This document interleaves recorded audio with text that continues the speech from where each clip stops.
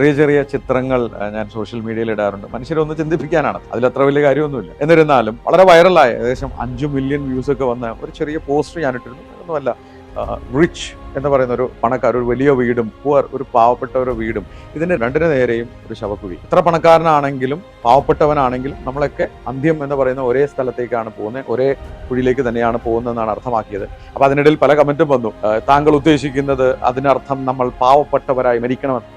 അങ്ങനെയൊന്നുമില്ല.